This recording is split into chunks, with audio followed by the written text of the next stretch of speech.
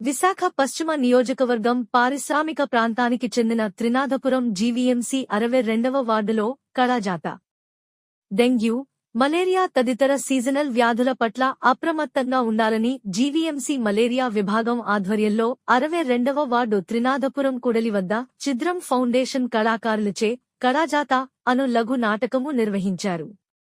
ఈ కార్యక్రమంలో ward sanitary inspector నవరత్నం ముఖ్య అతిథిగా పాల్గొని మాట్లాడుతూ సీజనల్ వ్యాధుల నివారణపై కళాకారులు ఈ కళాజాత ద్వారా అద్భుతమైన ప్రదర్శనను నిర్వహించి ప్రజలకు తగిన అవగాహన కల్పించడం అభినందనీయమన్నారు. పరిసరాల పరిశుభ్రతే తమ ఆరోగ్యానికి భద్రత అనే విషయాన్ని ప్రతి ఒక్కరూ గుర్తుంచుకోవాలన్నారు. సీజనల్ వ్యాధులు ప్రబలకుండా ప్రజలు అప్రమత్తంగా ఉండాలని, అందుకు అనుగుణంగా తమ ఇంటితో పాటు ఇంటి చుట్టుపక్కల పరిసరాలను కూడా పరిశుభ్రంగా ఉండేలా చూసుకోవాలని సూచించారు.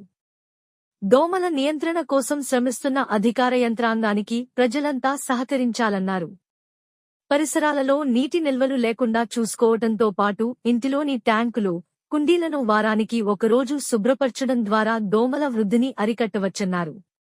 తమ గృహాలలో లభ్యమయ్యే చెత్తను రోడ్లపైన, కాలువలలోనూ వేయకుండా శానిటరీ సిబ్బందికి అందించటంతో పాటుగా పర్యావరణానికి హానికరమైన ప్లాస్టిక్ వినియోగాన్ని ఎవరికీ వారుగా నియంత్రించుకోవాలని పిలుపునిచ్చారు. ఈ కార్యక్రమంలో ward malaria supervisor Dulla Srinivasarao, sanitary secretary Pradeep, మేస్త్రి ధనాల వెంకటరమణ, కళాజాత టీం లీడర్ డేవిడ్ రాజ్, ఇతర కళాకారులు కుమారి, రాణి, సముద్ర, చందు, మలేరియా సిబ్బంది రత్నం, దేవి, రామారావు, తులసి తదితరులతో పాటు అధిక సంఖ్యలో స్థానికులు పాల్గొన్నారు. కడుపు నొప్పి వచ్చింది అంటారు, ఒకడేమో కాళ్ళు నొప్పి, ఎందుకంటే స్కూల్కి వెళ్ళబడుతుందని. కానీ వీడికి అలా కాదు, ఒళ్ళు మాత్రం ఎచ్చగా ఉంది. నువ్వేం కంగారు పడక, ఏం పర్లేదు, సెంటర్ తీసుకెళ్తాను, ఎవరో ఒకరు 100 అడుగుతాను, చెరువు బుక్కలు వేసుకొచ్చేస్తాను. తగ్గిపోతే చల్లబడిపోద్ది ఒళ్ళు. అవును కరెక్టే, నిన్నే సింహాచలం తీసుకెళ్లి గుండు గీసాం, ఎవరో దిష్టి తెచ్చి ఉంటారు కరెక్టే. మనం ఒక పని చేద్దాం, ఆ ఊరు చివరి పెద్ద మనిషి ఉన్నాడు కదా, పెద్ద ఆయన దగ్గరికి వెళ్ళి ఫోన్ కట్టించేద్దాం, మొత్తం తగ్గిపోతాయి. పదరా బాబు. ఎవరు అమ్మా, ఎక్కడికైనా వెళ్ళంతారు అండి, తోకలు వెనకాల వచ్చేది. మరి ఏంటిది మీరెక్కడికి వెళ్ళిపోతున్నారు సినిమాకా? ఉండాలి కదా సినిమాకి. మేము ముందుకెళ్తే సీట్లు మరి వేళాపాలు లేదండి బాబా, మా బాధలో మేము ఉండి మా ఊరు చూసి వెళ్ళకున్నాడా.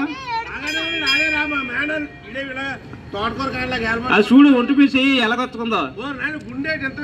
మరి అందుకే ఫోన్ కట్టించి తీసుకెళ్తాను. ఫోన్ కట్టిస్తావా? మరి ఎవరో తిట్టేసి ఉంటారు కదా. మరి ఏంటనుకున్నా బయటోడే భలే చెప్పు, ఇది మొత్తం మీద కింగ్ ఆఫ్ ద కింగ్. మరి మమ్మల్ని వదిలితే మేము వెళ్ళిపోతాం ఫోన్ కట్టించండి. ఏమైందిరా మేనల్డా? కాళ్ళు చేతులు లాగేస్తున్నామయ్యా, ఒళ్ళంతా వేడిగా ఉంది, తలపోటు, రొంప, జలుబు. కాదు, ఇవన్నీ లక్షణాలు ఉంటే నువ్వు ఫోన్ కట్టించడానికి వెళ్తానంటే మరి ఫోన్ కట్టించడం తీసుకెళ్ళద్దా? ఫోన్ కట్టించడానికి కాదు, చెప్పిన లక్షణాలు బట్టి హాస్పిటల్ తీసుకెళ్ళు. హాస్పిటల్కి ఎందుకు బాబు, ఫోన్ కడితే 2 నిమిషాలు తగ్గిపోతాయి. పోవులు, చేతపనులు, చెల్లంగి లేవురా. హాస్పిటల్ తీసుకెళ్ళాం అనుకో, అక్కడ రక్త పరీక్ష చేస్తారు. ఆ రక్త పరీక్ష చేసి వీడికున్న లక్షణాలతో డెంగ్యూ, మలేరియా, టైఫాయిడా, ఏ జ్వరం వచ్చిందో చూసుకుని దానికి తగ్గ మందులు ఇస్తారు. కంగారు ఉండు బావా, నువ్వు చెప్పావు కదా మలేరియా జబ్బుల గురించి. అసలు ఆ జబ్బులేనివి వీళ్ళందరూ ఉండగా వాళ్ళు ఎవరికి రాకుండా మా అందగోడికి ఎందుకు వచ్చింది? వాళ్ళు పోయి తీసుకెప్పడేస్తారా నీకు?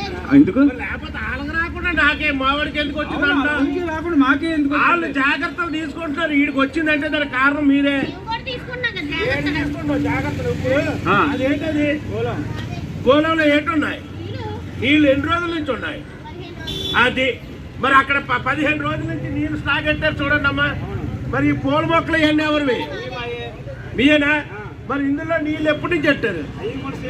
నేను 15 రోజుల నుంచి. ఇదిగోనమ్మా, వీళ్ళు కుండీల్లో ఇలా పూల మొక్కల్లోని నీరంతా స్టాక్ ఎడుతున్నారు. ఆ స్టాక్ ఎట్టడం వల్ల వీడికి వచ్చింది ఈ వ్యాధి. కుండీలు నీళ్ళంతవు, మొక్కల గోళలు నీళ్ళంతా. అసలు ఈ కుండీలకి మొక్కల గోళలకి మామిడికి వచ్చిన జ్వరానికి సంబంధం ఖచ్చితంగా సంబంధం ఉంది. ఇప్పుడు ఈ డెంగ్యూ కానీ, చికెన్ గున్యా కానీ, మలేరియా కానీ నువ్వు రమ్మా, సార్ వచ్చారు. ఇటువంటి జ్వరాలన్నీ రావడానికి కారణం ఏంటి తెలుసా? ఏంటి? దోమ. దోమ ఏంటి? ఈ నీళ్ళు నిలవంతు దోమ చూస్తుందా? మరేంటి, ఇగో ఇలా ఎక్కడైతే ముఖ్యంగా మంచినీటి నిల్వ ఉన్నాయో అక్కడ దోమ మురికిని ఆ కాలువ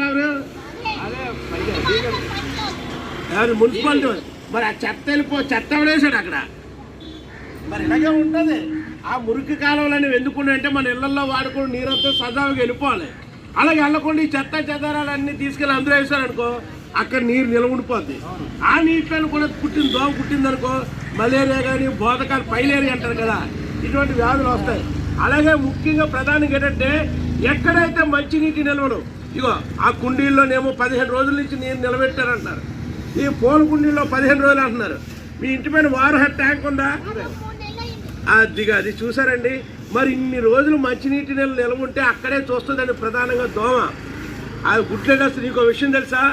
దోమ ఆ మంచినీటిలో నిల్వ ఉన్న నీటిలో దూరి గుడ్లు పెట్టి అది లార్వా దశ పూమా దశగా మారి దోమగా మారడానికి వారం రోజులు పడుతుందండి.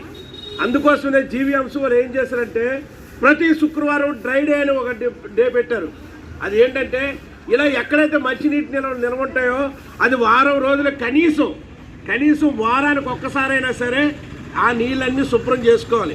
ఇప్పుడు ఆ కుండీల్లో నీళ్ళు ఉన్నాయి అనుకో, మళ్ళీ కొద్ది నీళ్ళు ఉన్నాయి కదండి, మళ్ళీ అదే నీళ్ళలో పట్టేయకూడదు.